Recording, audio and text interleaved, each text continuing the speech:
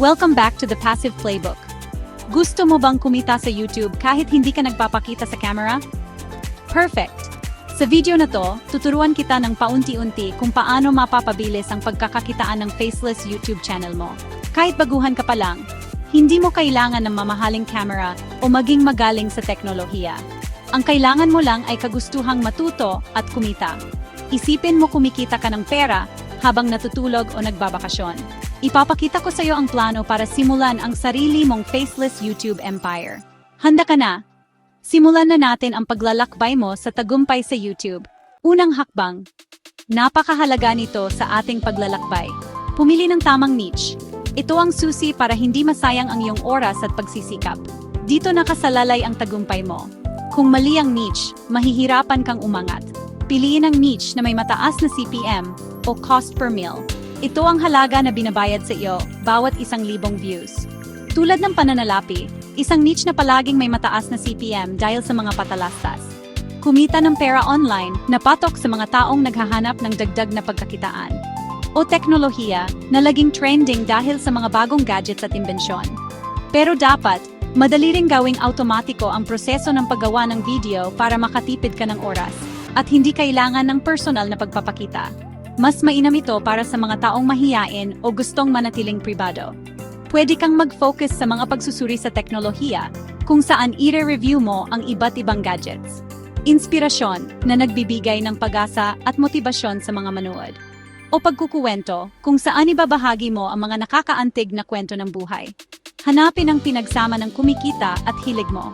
Ito ang tinatawag na sweet spot, para hindi ka mabilis magsawa. Kung passion mo ang ginagawa mo, mas magiging masaya ka sa iyong trabaho. Gumawa ng listahan ng mga hilig mo, isulat mo lahat ng mga bagay na gusto mong gawin.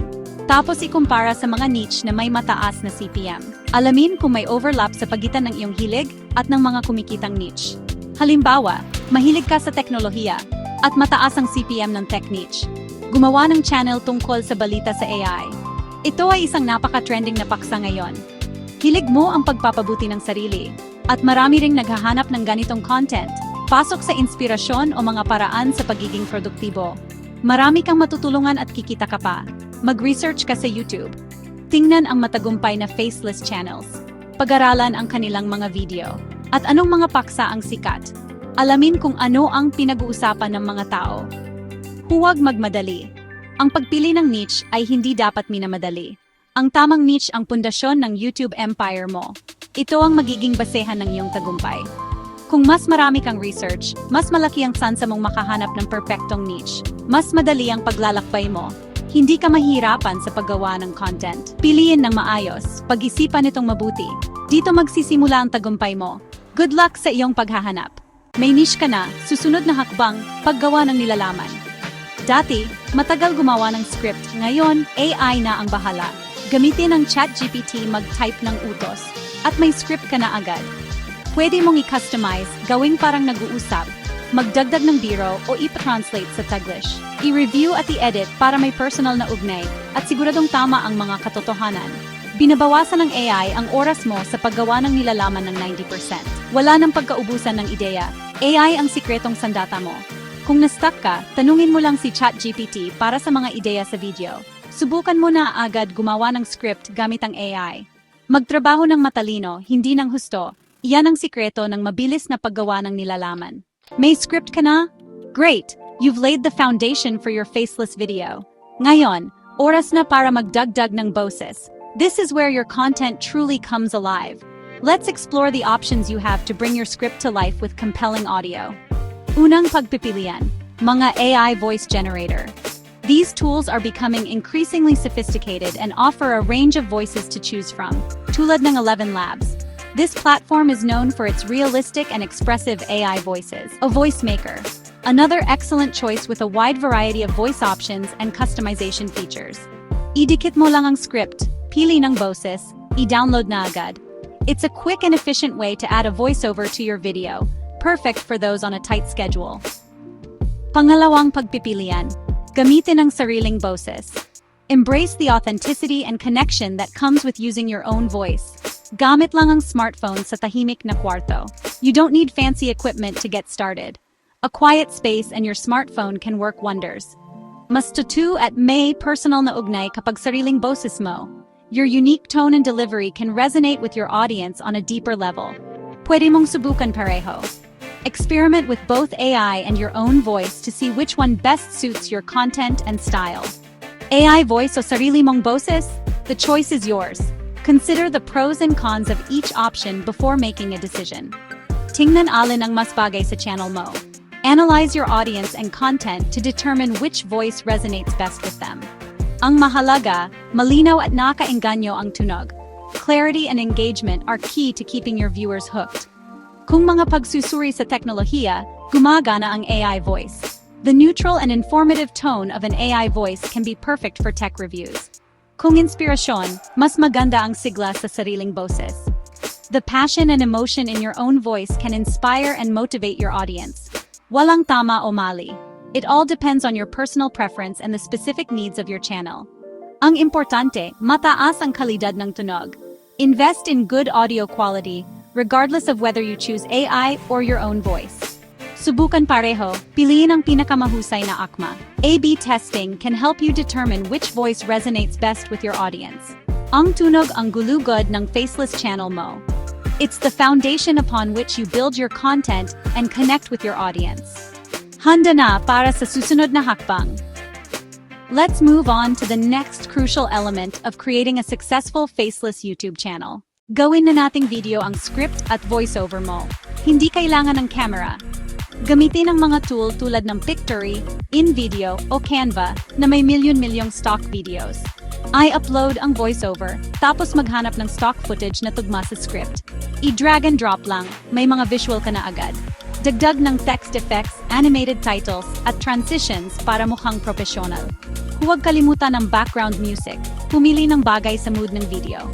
Lahat ng tools na to, madaling gamitin at may library ng musika na walang bayad.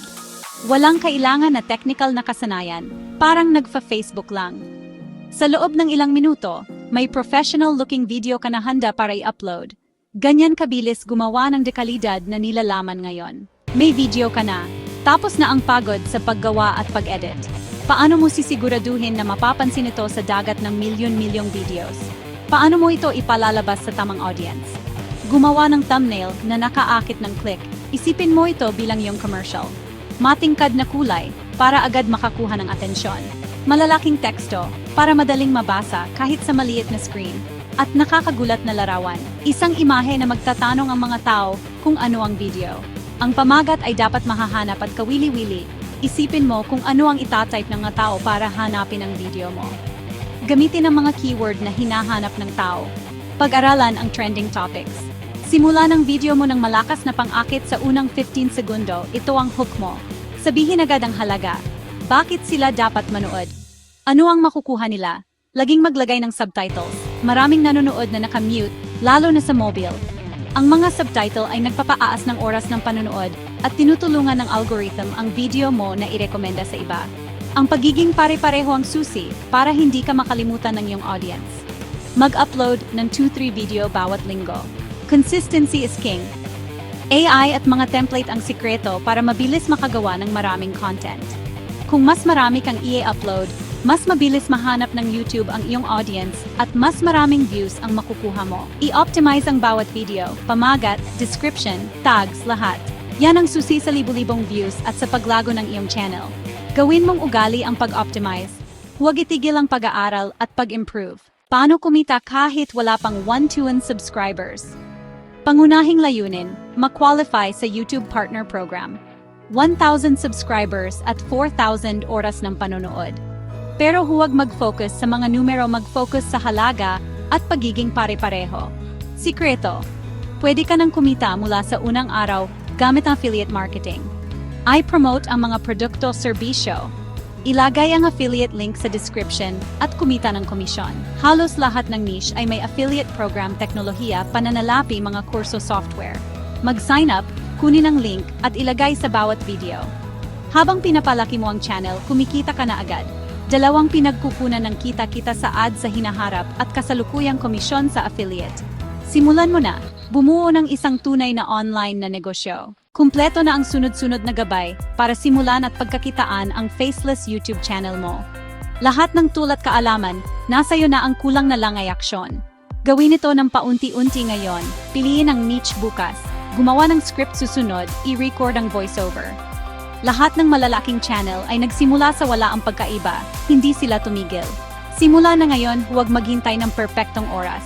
I-like, mag-subscribe at mag-comment ng Faceless Success sa ibaba. Excited akong makita ang channel mo na lumago.